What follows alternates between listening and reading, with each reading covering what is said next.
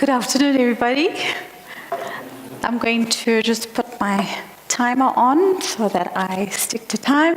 So, interesting conversation on data.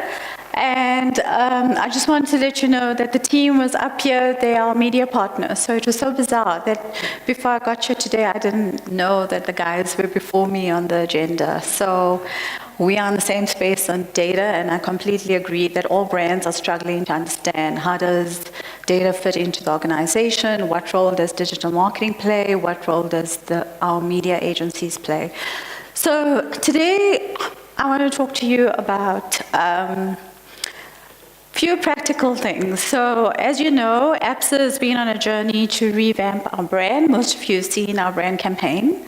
And what's interesting is the level of seriousness the ExCo members on the board are taking on digital. So, for the first time ever, digital is on the strategy for ABSA as an enterprise, not only in South Africa, but across the group as we expand into Africa next year when we change over from Barclays to ABSA. So I thought instead of just talking about digital marketing from a media or creative space, I wanted to outline and share with you some more practical examples of what is happening and the challenges that I am seeing in my world that may help you in yours. So basically, that picture you see at the bottom, this is how serious ABSA is taking digital. I've just come back from a trip on FinTech there were 37 of us representing 5 countries across Africa, and we went to visit China and Singapore, and this was a picture that we took at Facebook. So we had a Google summit and a Facebook summit. So what was really interesting is that I almost didn't make the session today, and because of Aaron, convinced me to say, you know what, Audrey, you need to be here and share these insights with you. I've tried to make it as relevant as possible and use some of the insights from my trip. So I'm hoping that you gain some value out of it, because it's really, I think Asia is really progressive in the mobile space, but also in digital. So I think I'm going to actually, and the reason why I said shape-shifting digital marketing for the future is that digital marketers need to actually understand digital from a group enterprise level and not only from marketing. And that's where we get it wrong, because we need to start collaborating and have open conversations across the group. And as a bank, I feel that that's the only way we can progress towards digital transformation. The other reason why I said shape-shifting digital marketing is we need to talk about structures. So our structures are not conducive to change. So we have digital marketing and then we have marketing. So that's why I put a comment there. It's a complete change in form and appearance. So you cannot transform digital marketing if you don't make changes, right? And sometimes uncomfortable conversation, uncomfortable changes, but it needs to be done. So what I'd rather say is, how do we market in the digital era going forward? Because every marketer needs to have digital understanding. It's not the role of few. It all has to do with culture. So what is the culture of your organization, from your C-suite right to the people that engage with your consumers every day? Are they having the same consistent conversations? So some of the content that I wish to cover is look at some of the digital marketing shifts, some of the brand challenges, and I'm talking from an ABSA perspective, but also from observation and from our recent trip, is share with you some of the global challenges that brands are facing, some opportunities, drivers of disruption, and then I always think when you come to a conference and we write down all our notes is what is some of the key takeouts I can go back to the office to implement. So I've tried to make it very practical, because I think about if I'm you sitting there, what do I want to take out from the speakers, right? So please, write down your questions. I'm happy to take questions when we're done.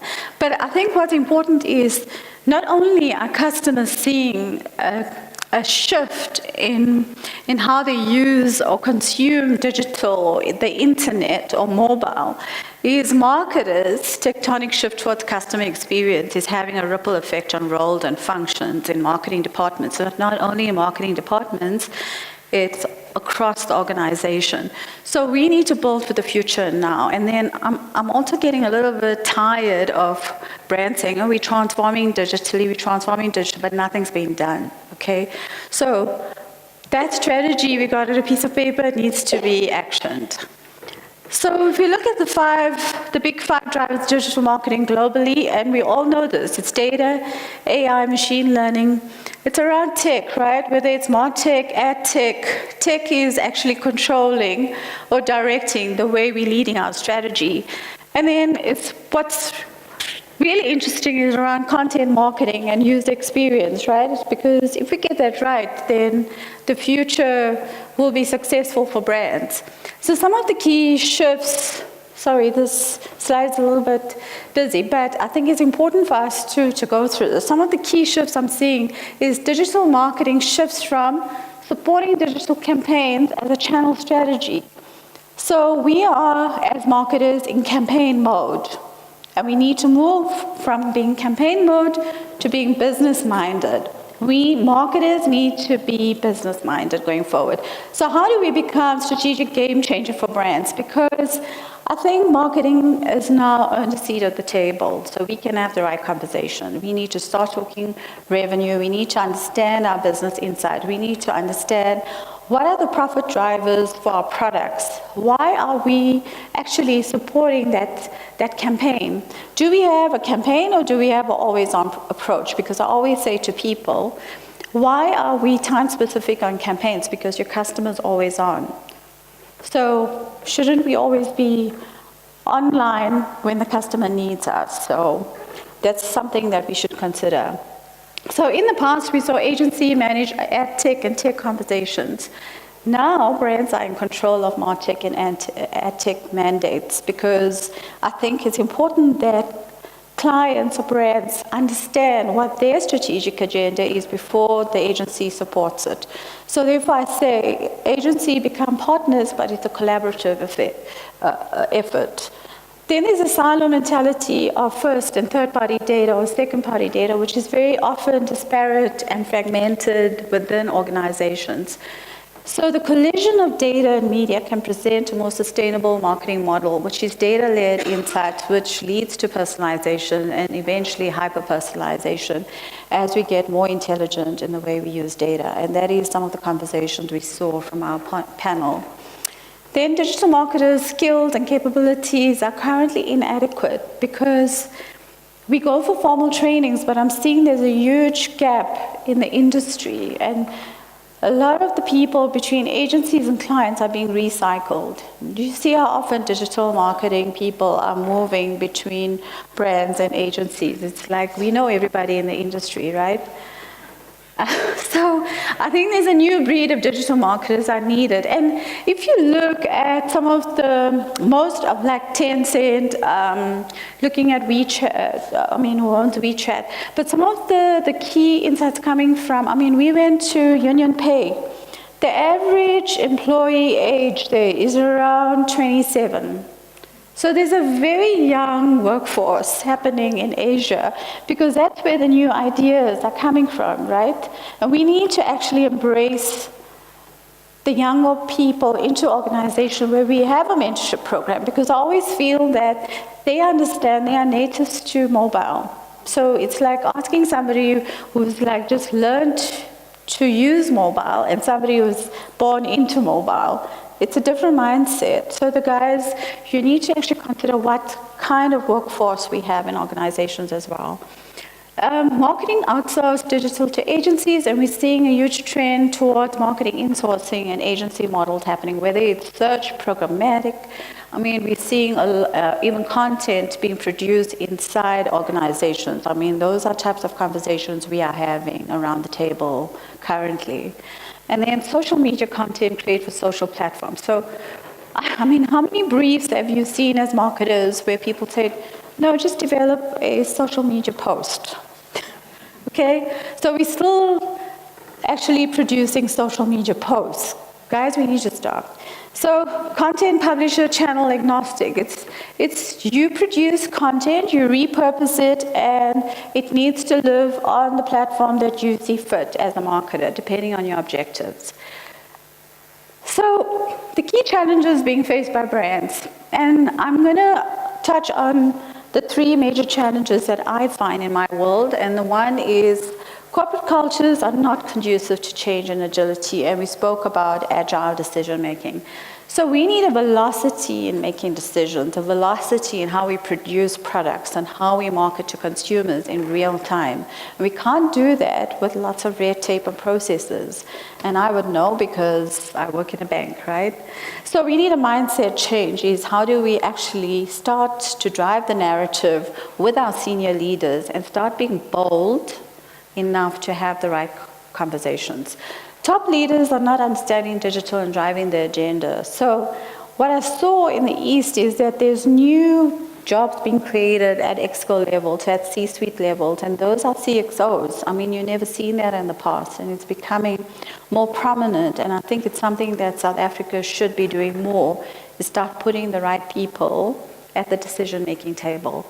Culture eats strategy, and I mean, Citibank, we were fortunate to meet with the head of fintech products for Asia, and he said that without the right culture, all your efforts in digital transformation will be lost because culture has to rule at the end of the day. So we're building thriving internal ecosystems. So while we talk about ecosystem thinking, the way we adopt media, we need to think about ecosystem thinking inside organizations. So we need to actually think outside of teams. So how do you have collaborative teams, almost like project-based, where you bring in the different skill set? And you will see when I look at skills, how I talk about engaging more around your organization, because within organizations, there's the right skill sets. Unfortunately, we don't leverage off the right skill sets when we do work on projects. Embrace failure and learn from it. So the one thing we should be doing all the time is testing, because without testing, we're never going to learn from our mistakes and actually do things better. And that's the type of culture they have in the East, is they fail a lot. Transparency is a foundation of the culture. So digital transformation cannot be successful without transparency. And I think within our organization that is just starting to happen, where we are actually more transparent with each other in terms of what we're doing, why we're doing it, and what value does it have to the business. In terms of skills and capability, there is no such thing as one person knowing everything about digital, simply because there's so many different aspects of digital. There's the technical aspects. The UX person is not going to be the marketer, so it's not going to have an understanding of media, it's not going to have an understanding of creative. The search person might not understand programmatic, may not understand conversion, the performance marketing on social. So you need to actually understand, you need different individuals and use their strength. There's a widening gap within marketers. And I'm seeing that you have the traditional marketers that are resistant to change, and then you have the digital marketers who are frustrated because they're trying to have the different conversations. It's almost like we're lost in translation there, right? And then the biggest gap is in MarTech and AdTech and behind the scenes. And when I talk about behind the scenes is how many of us actually understand what happens with a media buy, the role of publishers, DSPs, SSPs, having PMPs, programmatic guarantee deals or whatever. There's so much of different considerations, and you need to actually have a mind shift and understand media, how it's bought, and what role does the client play in being part of the conversation, not being left out. And I'm saying that there needs to be a balance between digital natives and the seasoned marketer, because you need to have both. Because a native digital person will not understand business drivers. They do not understand the simple marketing principles of the 7 Ps or whatever. So while marketing has changed, principles of marketing has not changed. if you know what I mean. So you have to have that mindset. And I'm seeing new people come into the organization, but they don't have any marketing, traditional marketing theory or education behind them. They have all digital education. So we're still doing digital transformation instead of being digital. So doing digital, being digital are two different things. And then digital is seen to be the job of a few. We're repurposing old strategies for digital channels. So we're adding on a digital channel without actually strategizing for it. And we, like I said previously, we're in campaign mentality all the time. So there's a limited understanding of data flows and ecosystems, because I don't think that data needs to be understood from a vertical channel perspective. It needs to be driven across verticals, which is why this year we've consolidated all our media buys into programmatic and using one platform of GMP. So we need to think digital first, and I always say that with creatives, is our brand campaign had a digital first aspect to it, and our budget made up about 30% of total media budget, and that's massive for a local brand. When I look at other brands, and I'm talking about big brands, they're still working around between 15 and 20%. ABSA is already 25 to 35% of our total media budget of every campaign is actually compulsory. There's no way that digital is growing, and we need to actually show that in the way we produce our campaigns. And then there's a huge effort on digital, and I say digital creative overall, because creative, I'm tired of seeing banner advertising. So I would say dead by banner advertising. I don't want to see another banner advertising when I see a creative concept. It's like, please guys, you need to actually start showing me creative for digital first and then looking at traditional mediums. Customer is not the center. So when I work in the bank, people are still in revenue mindset. So they still think, show me the money. They don't understand, for example, is if you're calculating a CPA or CPL, I'm looking at quality of leads. I can't measure to sell because of legacy or technology systems.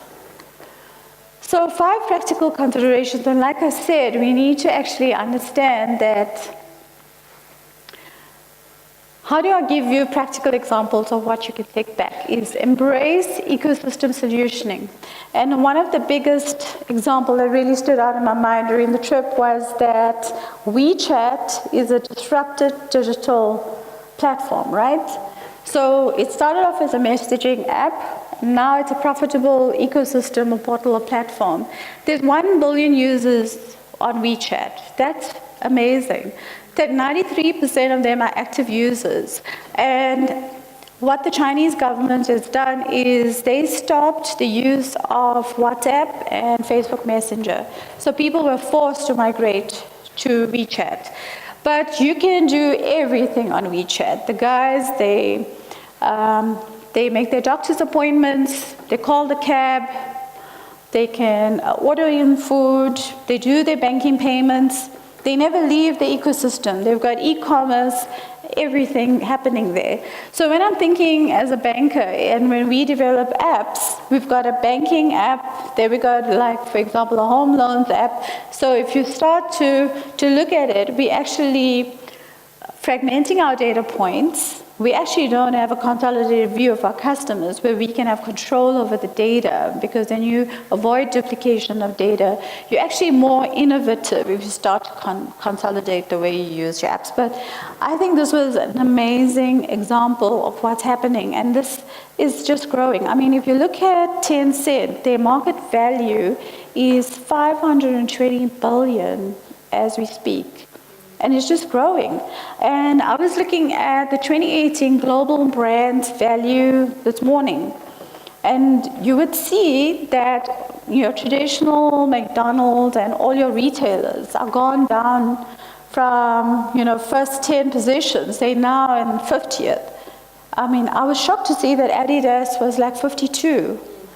Right? So, I mean, we're seeing all the tech guys. It's Apple, Google, Amazon, Tencent, all the guys, and a lot of the brands from China are now on the global brands in the top 20 and top 30. So I'm going to say again, stop doing social media, because social media is what's in the now. We don't build content for different platforms. Content needs to be channel agnostic. The rise of content marketing and brand conversation around insourcing and outsourcing of content. So you produce content for owned, earned, and paid platforms because you're using rented space when you use content on social media platforms. So you're just giving away money and you're giving away your content. And then you're reproducing content every time you do something new, instead of adapting and repurposing the content you already have. So the future of social media marketing is immersive, interactive, and highly adaptable.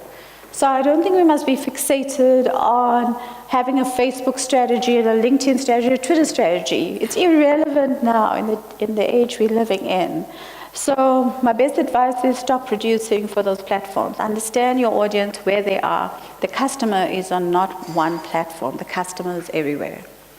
Augmented reality, marketing automation to drive seamless experiences. So automation, and that is why tech is key in marketing. And we need to understand the tech piece and how it fits in.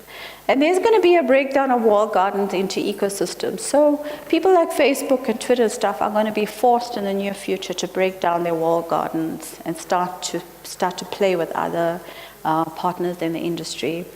Mobile usage is driving innovation and change, an agenda of what's to come. So we all know that we are living in a continent that's going to be mobile first. And in real-time content production based on data and personalization. So I am saying the future of business is social, because social is just going to grow in importance. However, the way we use social will be different. So, number 3, place the human at the heart. Being human in digital is about building a digital world for humans. And I think when we start to look at AI and robotics and having those type of conversations, we mustn't forget that we're still marketing to humans. So don't forget that. So cognitive tech, looking at neuro-linguistic programming and AI is reshaping humanity, where tech is becoming more intuitive and predictive. How many of y'all use Siri? Okay, don't you love it? I mean, it does everything that you don't have time to do, right? And already, I mean, instead of me taking notes and I'm driving the car, I'm multitasking. So I've got my voice notes, everything's happening at the same time. We don't need to set time to do things. But as marketers, we can use technology. I mean, search is so intuitive. How many times have you started putting your keywords and it starts ending off the sentence for you, right? Or I'm finding an address on my email and I go to Google Maps, it completes the address for you. So, but just think about it, this is like massive scale of how this is going to grow, or is already available to even households when we start to look at cognitive tech.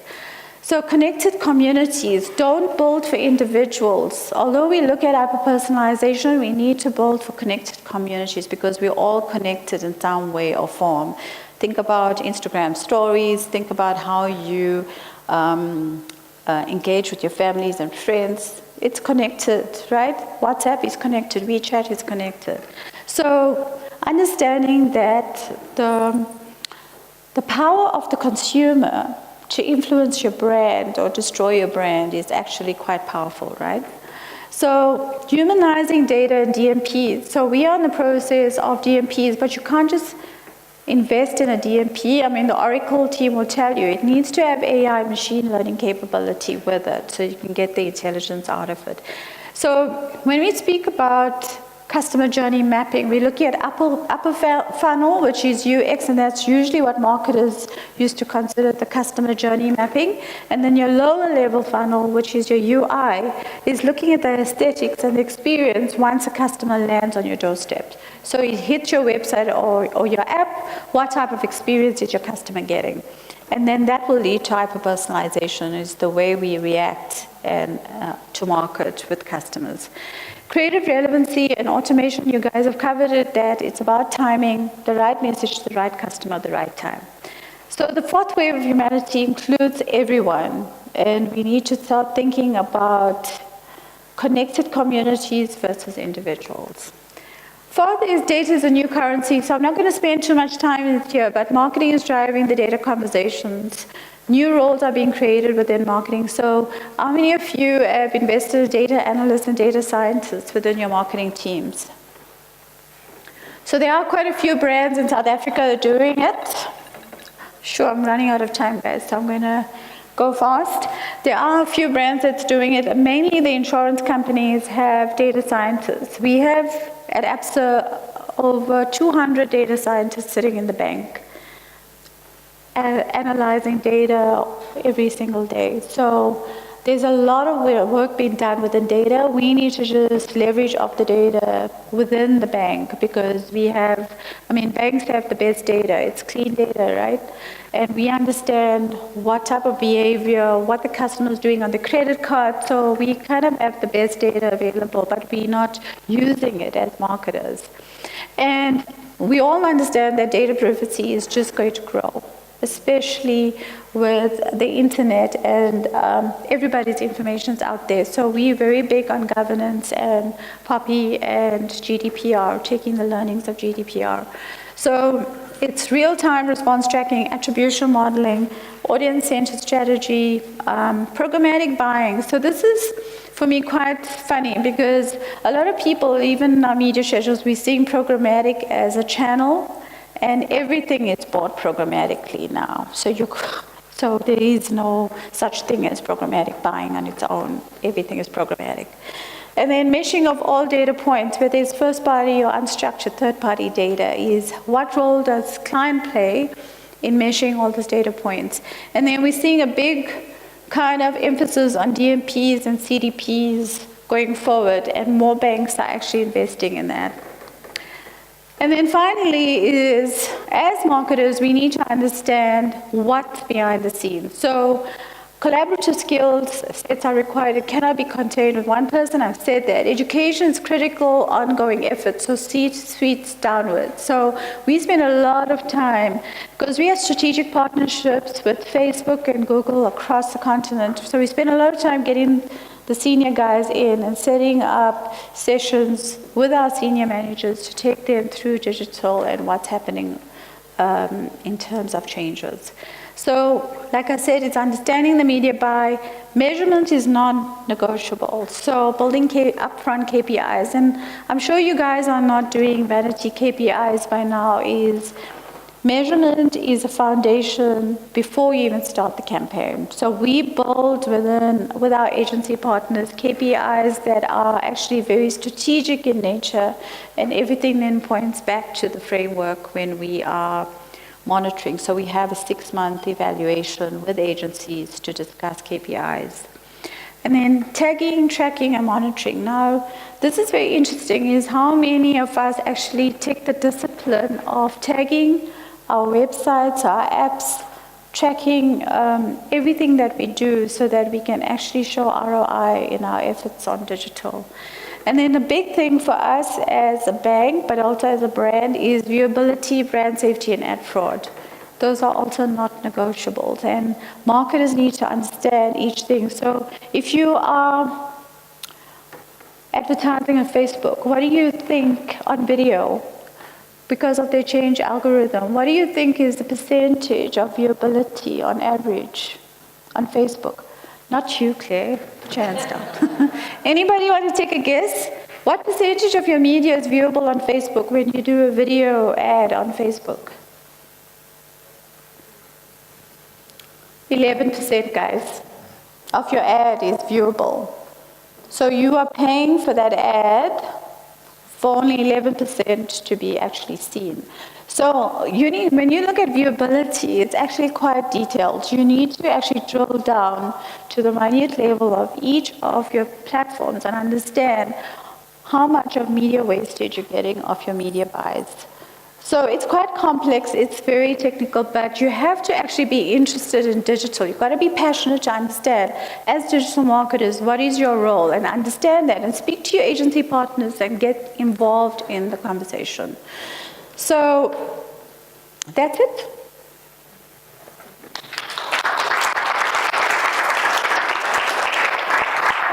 Any question, guys? Sorry, again, Lucy May from Namibia Breweries, Digital Marketing Manager. A quick question. In your experience currently in Asia, if you had the chance to get a bit of a bite also from other industries apart from the financial one, what was, if it was shared, their spend on digital of the media budget on a yearly basis? You said ABSA currently is working on 30%. What is in Asia? Is also around those 30%, and does it apply only for finance? No, yeah, so I don't think, so there is, on the global standard, it's between 20 and 30%, and I would say Asia sits in that gap. It just depends on the level of investment that companies, I think globally is between 20 and 30%. That includes Asia. 20 and 30, okay, thank you. Question 2, because you gave a fantastic rundown on the digital marketing is not an isolated position, obviously, but as you mentioned, there is an appreciation, the old school doesn't really yet embrace that. So, but if you had to advise, what would be an ideal structure, and meaning how many people would a team of digital be composed by? Is there 5 key roles that you would recommend? For example, somebody in search programmatic, somebody in focusing more on social media like a community manager, somebody more focused on matrix and evaluation. What would be your... That's an interesting question, because I was asking myself that question last year. Is then doing research out in the industry to find out from brands, how big is your digital marketing team? And then came to the conclusion is that it's not about numbers, it's all to do with your strategy and how serious you want to take digital in terms of how you want to transform. And then it depends on how big your digital media budget is. Okay. Because if you say my budget for the year per annum is like 100 million, and a bulk of that is spent on search always on, or I'm doing 30%, you're weighting it, but then you also need to consider content, you need to consider data. So I'm just saying, put it all into buckets and understand what role are you playing within the group, and then you start asking yourself, what do I need? And I would advise, do not go big on setting up a whole team of people. You need to start small, and then you start increasing it as the business sees the value of the team. Because remember, your agency is an extension of your team. So there are already people supporting your... For the omni-channel kind of mentality, having so many agencies is not conducive in truth. But of course it's going to be organic. I'm just trying to understand the ideal platform, because even if we have to stick with budget, we will always be behind. So it is a bold stand that we have to take this is the entrepreneurship from a company point of view that we're taking, and the budget has to follow us, kind of thing. So, but of course we'll never, it's surreal to go big from inception. And the third question is a light one, but I can also take maybe experience of everybody, because I'm a bit baffled here. And there's something in your presentation that you mentioned. You were pushing for internal ownership, especially of social media. Community manager, what is the experience of ABSA? Do you have an internal person who takes care of your platforms, or is it again liaise with the agency, or does the agency execute the content that you request? So we have a full team of community managers sitting in the bank. ABSA, okay. But with the brand campaign, because of the magnitude of media, we had to actually have support of the media agency community managers just for that duration. But there's a full team that sits inside the bank. Okay. Any other questions? Okay, thank you.